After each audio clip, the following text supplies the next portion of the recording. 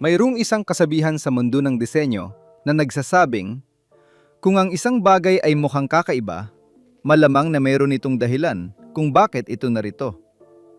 At ang mga sasakyang ito ay buhay na patunay na ang kakatwa, kung minsan, ay ang pinakamatalinong solusyon sa isang imposibleng problema.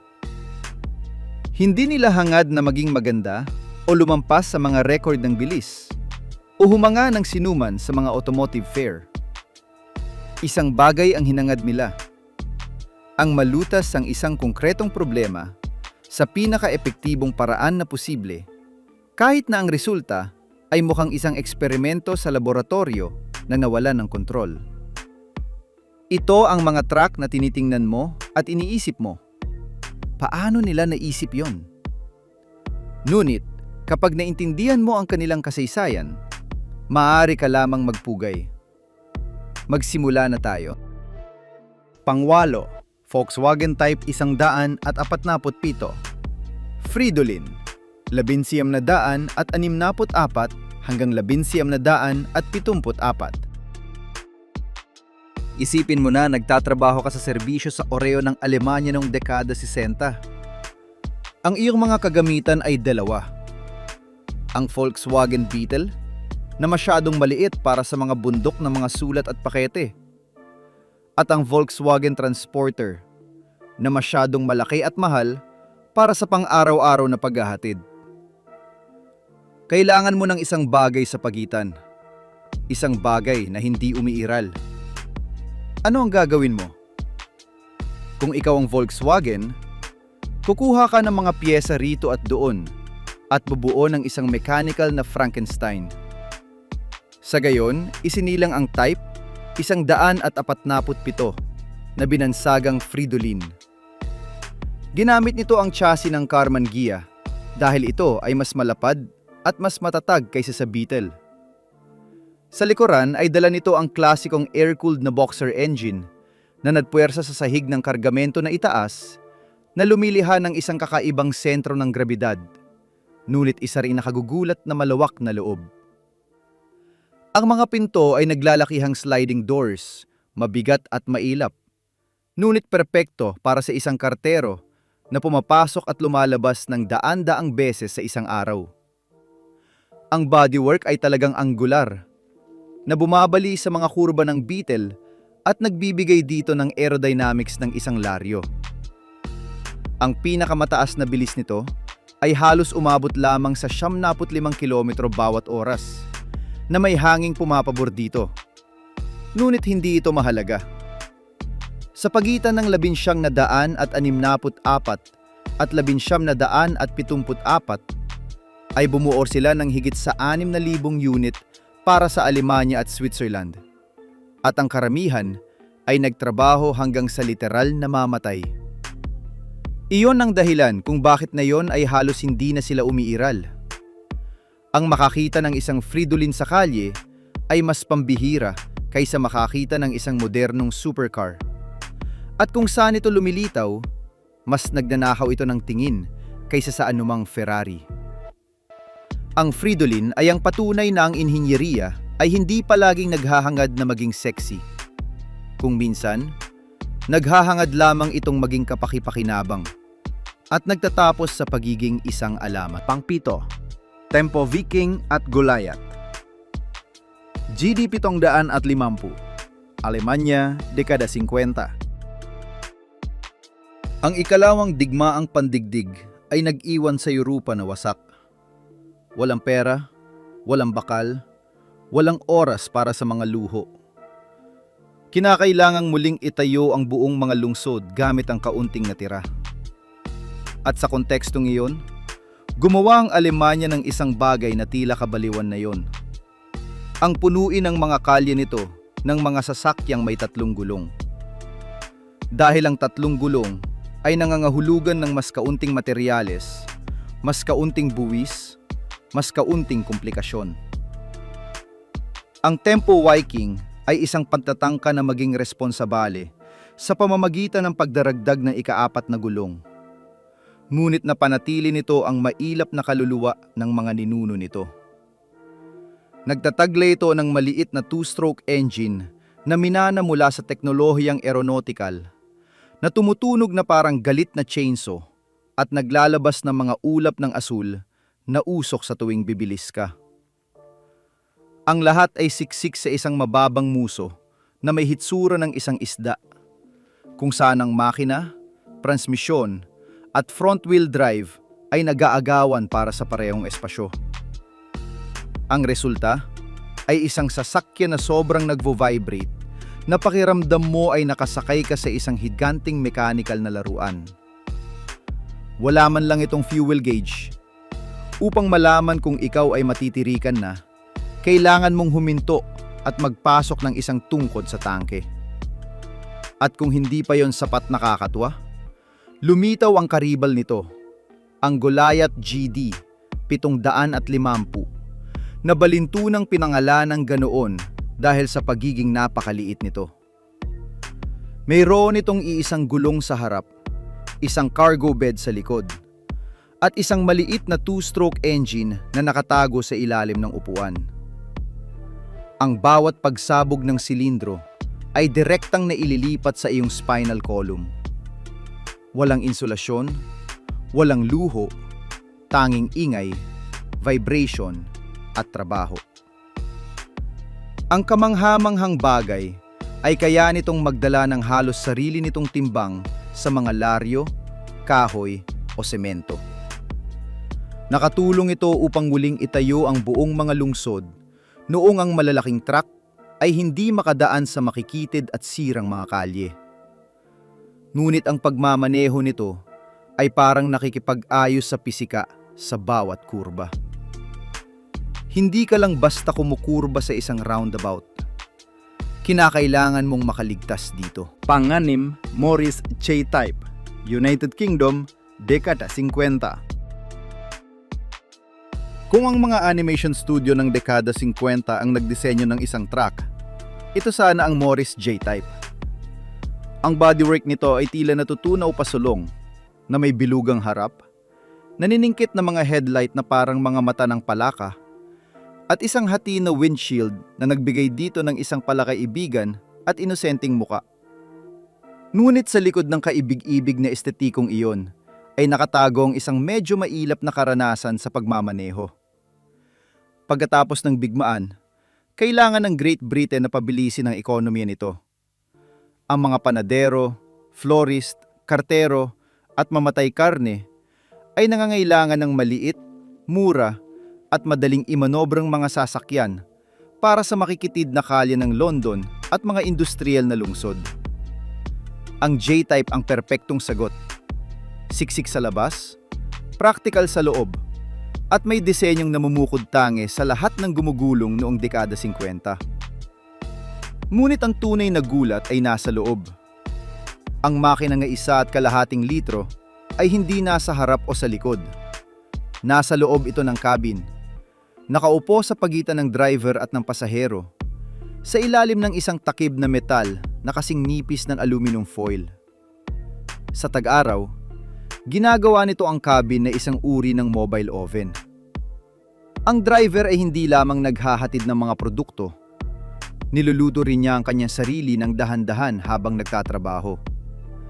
Ang mga pinto sa harap ay panlabas na sliding ones, perpekto para sa makikitid na kalye.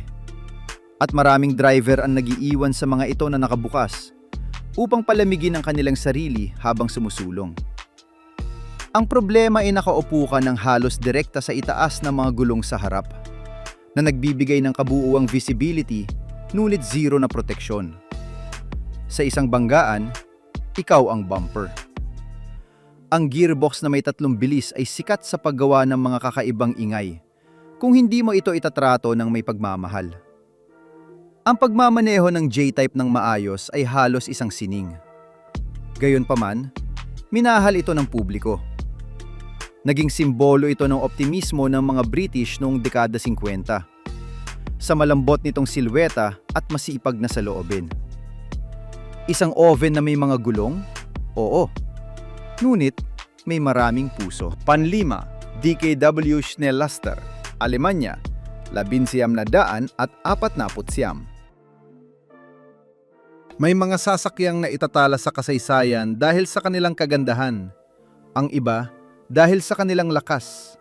Ang iba dahil sa kanilang bilis.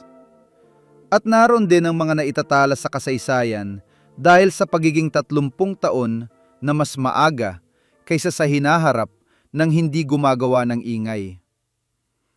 Ang DKW Schneelaster ay isa sa mga ito. Sa unang tingin, tila ito ay natutunaw patungo sa lupa. Ang harap nito ay bumabagsak sa isang tuloy-tuloy na linya mula sa bubong hanggang sa bumper na tila may nagtangkang gawin itong aerodynamic bago pa ito naging uso. Ngunit ang tunay na kabaliwan ng Schneelaster ay wala sa kung paano ito hitsura, kundi sa kung paano ito binuo. Sa huling bahagi ng dekada 40, halos lahat ng mga truck at van ay rear-wheel drive.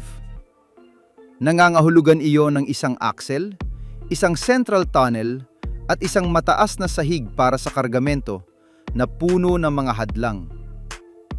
Nagpasya ang DKW na basagin ang panuntunan. Inilagay nito ang makina sa harap at pinalakas ang mga gulong sa harap. Front-wheel drive sa isang cargo van. Isang bagay na ngayon ay ganap na normal. Ngunit nung 1900 at 49 ay tila isang maling pananampalataya. Isang mechanical na heresya. Salamat sa desisyong iyon, ang likurang bahagi ay nanatiling ganap na patag. Walang mga tunnel, walang mga kakaibang hakbang, walang nawawalang espasyo. Ang sahig ng kargamento ay halos 40 sentimetro lamang mula sa lupa, na ginagawang napakadali ng pagkarga ng mga kalakal, parang laro lamang ng bata. Nang walang nakapapansin, nang walang mga kampanya sa marketing o malalaking anunsyo, kasalukuyang isinusulot noon ng DKW ang manual ng modernong disenyo ng van. Ang makina ay maliit, 2 silindro at 2 stroke. Hindi ito tahimik. Tumutulog ito na parang galit na pangkat ng mga insekto. At bagaman ang pangalan nito ay nangangahulugang mabilis na taga-karga, hindi ito tumatakbo ng mabilis. Ngunit binalansin nito ng isang kamanghamanghang versatility. May mga bersyon ng pickup, panel, minibus, camper, mga ambulansya, maging ang marangyang transportasyon. Iyon ang dahilan kung bakit na yon ang iilang natitira ay hinahanap ng mga kolektor mula sa kalahati ng mundo. Marami ang ginamit hanggang sa mamatay sa Europa at halos wala ang nakatawid sa Amerika. Ang Schneelaster ay hindi nagtangkang maging kahanga-hanga. Nagtangka itong maging lohikal. At nang hindi sinasadya, nang walang intensyon, nilikha nito ang pattern na ginagamit na yon ng halos lahat ng modernong van. Isang tahimik na revolusyon na may hugis ng isang natunaw na candy. Pang-apat, MAS, 2,000. Perestroika, USSR, 1988. Ang taon ay 1988. Ang Soviet Union ay nagtatangkang muling tuklasin ang sarili. At sa diwa ng pagbabagong iyon, ang planta ng Minsk ay nagpasya na gumawa ng isang bagay na walang sinumang kanluraning tagagawa ang naglakas loob, na iguhit man lang ang lumika ng isang truck na hindi lumiliko gamit ang mga gulong, kundi ganap na bumabaluktot sa gitna. Ang MAS 2000 na binansagang perestroika bilang pagkilala sa mga reforma ni Gorbachev ay isang konsepto na napakaradikal na nang ipakita nila ito sa Paris Motor Show, marami ang naniwala na ito ay isang modelo mula sa science fiction. Ngunit hindi. Ito ay tunay, gumagana at mapanganib na advanced. Pinaghiwalay ng mga Sobyet na inhinyero ang cabin mula sa chassis. na lumilika ng isang modular system na hindi pa nakikita noon. Ang lahat ng mahalaga, makina, transmisyon, at steering, ay naninirahan sa isang traction module sa ilalim ng cabin.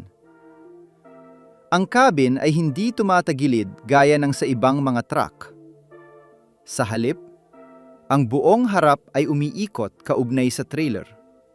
Naganap na nag-aalis ng patay na espasyo sa pagitan ng driver at ng kargamento. Ang resulta ay isang malinis na silweta, halos parang isang bullet train na may mga gulong. At hindi lamang ito estetika. Salamat sa disenyong iyon, ang perestroika ay nagkaroon ng halos 300 at 50 dagdag na cubic feet ng cargo space kumpara sa mga normal na truck ng panahon nito. Ang sahig ng cabin ay ganap na patag. Isang bagay na tila normal sa atin na yon. Ngunit noong dekada 80 ay purong science fiction. Maging ang trailer ay may directional wheels na nagbigay daan sa halimaw na ito na may halos 20 metro na lumiko na parang ito ay isang family sedan. Sa ilalim ng lahat ng futurism na iyon ay naninirahan ang isang MAN diesel engine. Dahil kahit ang Soviet Union ay hindi makagawa ng isang makina sa antas ng gayong kamangha-manghang bagay. Ang pangalang perestroika ay hindi nagkataon. Kinakatawan nito ang muling pagtatayo, ang pagbasag sa lahat ng luma. At sa isang sandali, tila makakamit nila ito. Ngunit ang USSR ay bumagsak. Ang mga pondo ay naglaho. At ang proyekto ay namatay. Ngayon ay ilang mga prototype na lamang ang natitira sa mga museo na nagpapaalala sa atin na may panahon kung kailan ang isang Soviet na truck ay nagtangkang tumalon ng ilang dekada sa hinaharap. At halos makamit ito. Pangatlo, Divco Milk Truck, Estados Unidos, dekada 40-70. Kung lumaki ka sa Estados Unidos sa pagitan ng dekada 40 at 70, ang tunog ng gatas sa pinto ng inyong bahay tuwing umaga ay nagbula sa bagay na ito. Ang Divco Milk Truck ay hindi isang pang-eksperimentong pambihira na 4 na unit lamang ang ginawa. Bahagi ito ng pang-araw-araw na buhay ng milyon-milyong tao sa loob ng ilang dekada. At gayunpaman, isa ito sa mga pinakakakaibang sasakyan na nag-circulate kailanman. Sa unang tingin ay tila ito palakaibigan. Maikling nguso, hati na windshield, at isang Art Deco grill na tila nakangiti. Ngunit ang tunay na kabaliwan nito ay nasa loob. Idinisenyo ng Divco ang mga truck na ito para sa mga ruta na may daan-daang hintuan kung saan ang tagahatid ay palaging pumapasok at lumalabas. Ang pag-upo sa bawat pagkakataon ay pag-aaksaya ng oras. Kaya gumawa ang brand ng isang radical na bagay. Nag-install ito ng mga duplicate na kontrol upang makapagmaneho ng nakatayo. Ang sahig ay napakababa. Ang driver ay maaring tumayo. Hawakan ang manibela sa isang kamay. Pabilisin ang takbo gamit ang isang umiikot na grip at magpreno ng hindi umuupo. Mas katulad ito ng pagpipiloto ng isang industrial na makina kaysa sa pagmamaneho ng isang truck. Para sa mahahabang paglalakbay ay may upuan. Ngunit sa bawat komunidad, hintuan sa bawat hintuan, ang tagahatid ay halos nilalakad ang truck.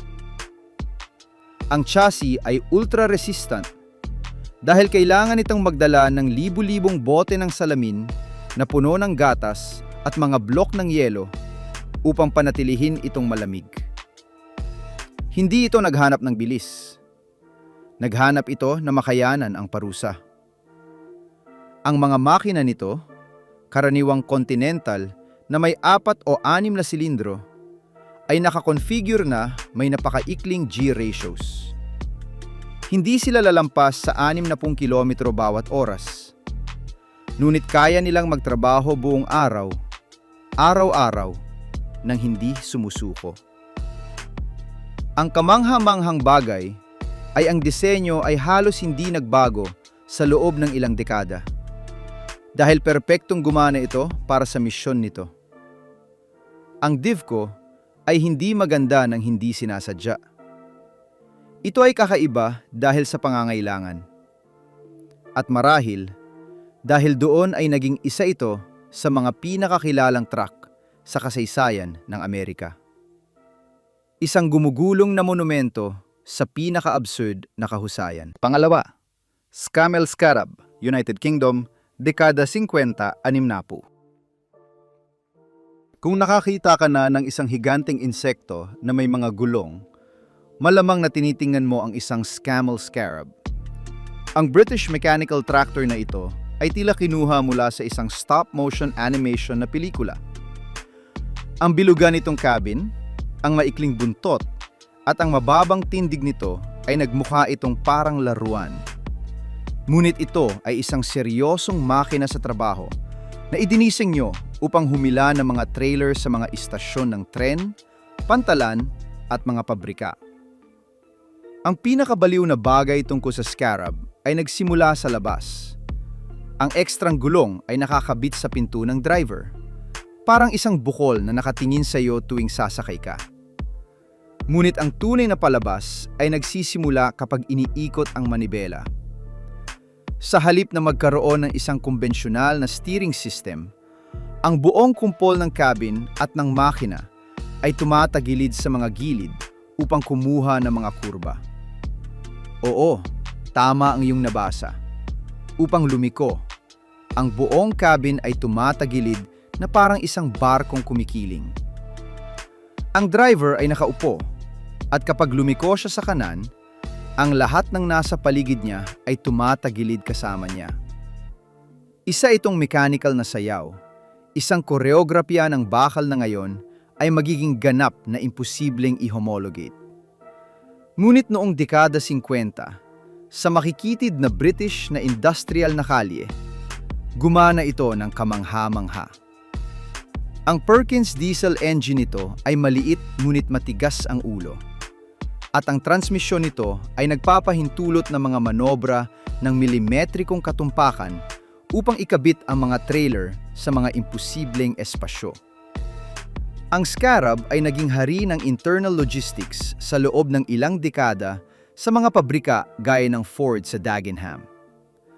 Ngayon, ang iilang natitira ay hinahangad ng mga kolektor mula sa buong mundo.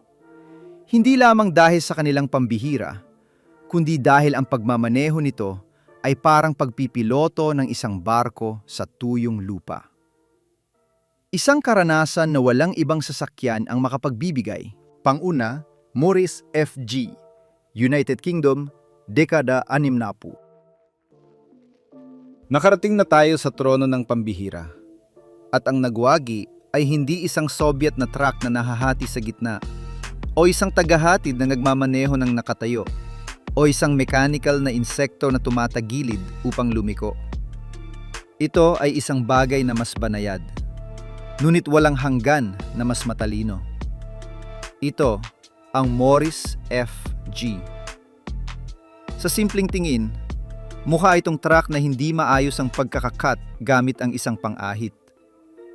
Ang cabin nito ay hindi parisukat. Ang mga sulok sa likod ay nakatagilid sa isang kakaibang anggulo, na tila may kumagat sa bodywork ng isang malinis na kagat. Iyon ang dahilan kung bakit sa United Kingdom ay binansagan nila itong 3-penny bit bilang pagtukoy sa isang lumang barya na 3 penny na mayroon talagang dodecagonal na hugis. Ngunit ang kiling na iyon ay hindi isang estetikong kapritsyo o isang pagkakamali sa disenyo. Ito ay purong katalinuhan na inilapat sa urban survival. Noong dekada 60, ang mga kalye sa Britain ay makikid, puno ng trapiko, at may mga mapanganib na curb para sa mga truck. Nagpasya ang Morris na magdisenyo ng isang sasakyan na iniisip muna ang mga mata ng driver. Ang mga pinto ay hindi nakakabit sa isang tuwid na dingding, kundi sa mga angled panels na iyon. Ang teknik ay simple, ngunit kahanga-hanga. Kapag binuksan ng driver ang pinto, hindi niya sinasakop ang katabing lane. Ang pinto ay nananatili sa loob ng kabuuang lapad ng truck na pumipigil sa isang kotseng dumadaan ng mabilis na mahagip ito ng biglaan. Libu-libong potensyal na aksidente ang naiwasan sa simpleng kiling na iyon. Ngunit ang FG ay may isang bagay na mas hindi nakikita at mas kahanga-hanga. Ang mga curb windows. Maliliit na salamin na nakalagay sa ibaba, halos sa antas ng mga paa ng driver, na nagpapahintulot na makita ng eksakto kung saan nagtatapos ang bangketa at nagsisimula ang kalye. Ang pagpaparada ng isang malaking truck sa makikitid na kalye ay naging katawa-tawang madali. Maaari kang lumapit sa gilid ng bangketa nang may milimetrikong katumpakan ng hindi nanghuhula, nang hindi lumalabas, nang walang natatamaan. Ngayon, ginagawa iyon ng mga kamera at sensors. Noong 1960, ginawa ito ng isang maayos na pagkakalagay na piraso ng salamin. Hindi nag-imbento ang Morris na isang revolusyonaryong makina o isang kamangha-manghang transmisyon. Nag-imbento ito ng isang bagay na mas mahalaga. Isang paraan ng pagtingin sa mundo mula sa cabin. Iniisip nito muna ang mga mata ng driver at nilikha ng hindi sinasadya, ng walang intensyon, ang pinakamatalinong urban truck ng panahon nito. Dahil doon, ang Morris FG ang hari ng kakatwa. Dahil ipinapakita nito na kung minsan ang pinakamahusay na inhincherya ay hindi ang isa na nagpapakomplikado ng mga bagay ng higit, kundi ang isa na nagpapahintulot sa iyo na makita ng malinaw kung ano ang nasa harap mo. Mula sa isang Soviet na truck na nahahati upang lumiko, dadaan sa mga tagahatid na nagmamaneho ng naggatayo, mga mechanical na insekto na tumatagilid sa mga kurba, hanggang sa maabot ang kakaibang anyo na ito na may mga bintana sa paanan. Ang lahat ng mga sasakyang ito ay may pagkakatulad. Walang sinuman ang sumunod sa mga panuntunan. Sila ay mga gumugulong na eksperimento, mga nakatutuwang ideya na may naglakas loob na ilagay sa mga gulong sa halip na iwanan ang mga ito sa isang drawer. Ang ilan ay nabigo, ang iba ay nagpabago sa industriya nang walang nakapapansin. At ang ilan na yon ay imposibleng mahomologate dahil sa mga dahilan ng kaligtasan. Ngunit, ang kasaysayan ng sasakyan ay hindi lamang sumusulong sa pamamagitan ng maganda at matalinong mga disenyo.